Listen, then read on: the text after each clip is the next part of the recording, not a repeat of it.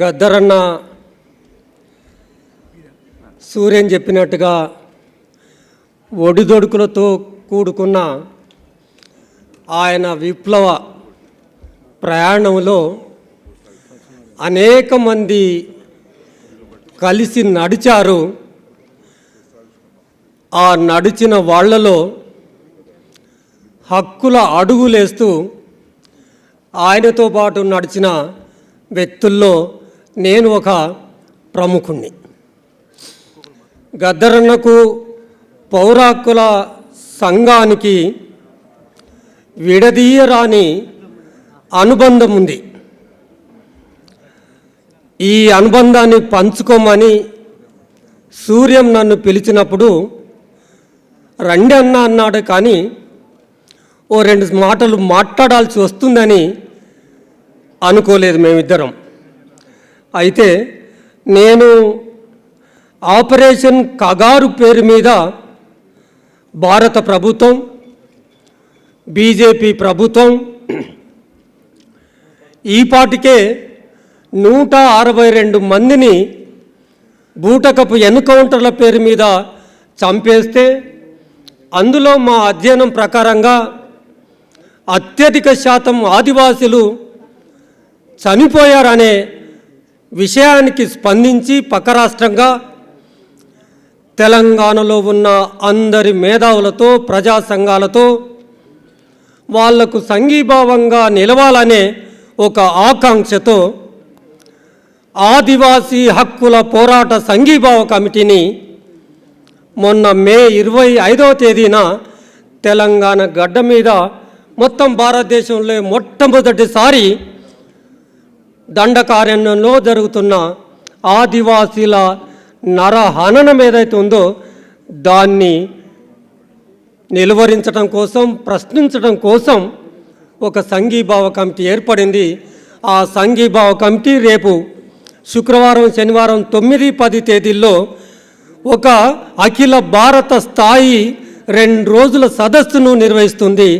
ఆ సదస్సుకు మీరందరూ రావాల్సిందిగా కోరుతూ, ఆ సందర్భంగా తిరుగుతున్న సందర్భంలో అన్న సంస్మరణ సభ ఉంది అని చెప్పి సూర్యం పిలిచాడు. అయితే మాకు ఆదివాసీ హక్కుల సంఘీభావాన్ని ఇవాళ తెలియజేయడం కోసం ఒక కమిటీ ఏర్పడితే దానికి నాయకత్వం వహించాల్సింది అన్న ఉంటే అన్ననే వహించేవాడు.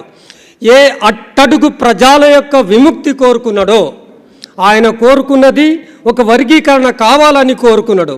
ఇవాళ ఆయన ఉంటే ఎంత సంతోషించేవాడో అవధులు లేవు. అన్ని పోరాటాలకు ఆయన నాయకత్వం వహించాడు.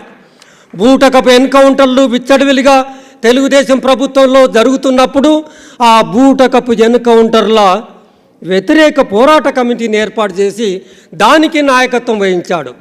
వర్గీకరణకు కమిటీ వేస్తే దానికి నాయకత్వం వహించాడు. కనుక ఈ ఆదివాసీల దానికి కూడా నాయకత్వం వహించే ఆ వ్యక్తి లేకపోవటం, ఆ లోటు మనకు కనబడుతుంది. అన్న సిద్ధారెడ్డి చెప్పినట్టుగా పోలీసులు నక్సలైట్లను పట్టుకొని కాల్చి చంపేసి ఆ శవాలను ఇచ్చే స్థితి కాదు ఒకప్పుడు.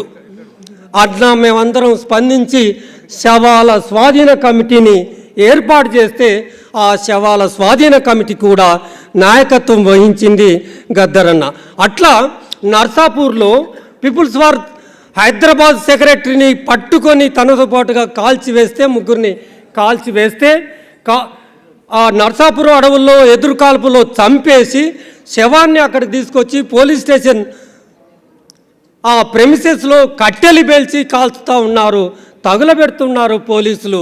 ఇక నిప్పు పెట్టబోతున్నప్పుడు గద్దరన్న సింహంలా లేచి, ఆయన లేకపోతే మాకంత ధైర్యం లేదు, సింహంలా లేచి ఆ చితిలో పేల్చిన కట్టెలన్నీ లాగేసి ఆ శవాన్ని మళ్ళీ స్వాధీనం చేసుకొని తిరిగి పోస్ట్ మార్టం చేపిస్తే అప్పటి వరకు నీళ్ళల్లో పడిపోయింది అని డాక్టర్లు ఏదైతే రిపోర్ట్ ఇచ్చారో ఆ రిపోర్టు బూటకమని, అది పోలీసులే కాల్చి చంపారని రుజువు చేశాడు. మరీ ముఖ్యంగా నేను షేర్ చేసుకునే ఇంకొక అంశం ఉంది. ఏ ప్రభుత్వం పెంచి పోషించిన ఆ రాజ్యాంగేతర ముఠా నయ ముఠా ఉన్నదో ఆ నయీం మూఠా హత్యాకాండ కొనసాగిస్తున్నప్పుడు ఈ తెలంగాణ రాష్ట్రంలో ఇద్దరం నిల్చున్నాం.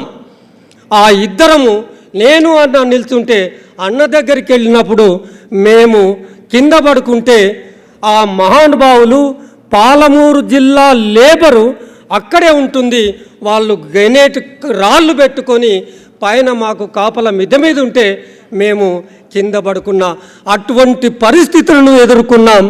నేను కిడ్నాప్ కావటం, ఇవాళ నేను మీ ముందు నిలబడి మాట్లాడుతున్నానంటే గద్దరన్న దయ వల్లనే బ్రతికి మీతో మాట్లాడుతున్నాను. నన్ను ఆ ముఠా గనక ఆ రోజు చంపివేస్తే ఈ అవకాశం వచ్చేది కాదు.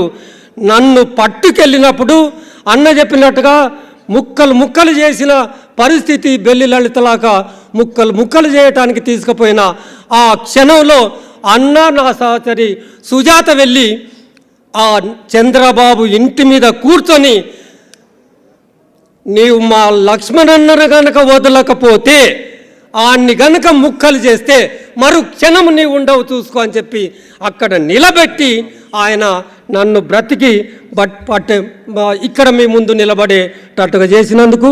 అయితే వాడే మళ్ళీ ఇద్దరం సాక్ష్యంగా ఉన్నాం. నిన్నటి వరకు, సంవత్సరం కింది వరకు తూటాలు నింపుకున్నా కానీ అన్న బ్రతుకున్నాడు. నన్ను బ్రతకనిచ్చి అన్న వెళ్ళిపోయాడు. పౌరాత్మ సంఘం ఘనంగా నివాళులు అర్పించే అవకాశం ఇచ్చిన మిత్రులకు ధన్యవాదాలతో ముగిస్తా ఉన్నాను.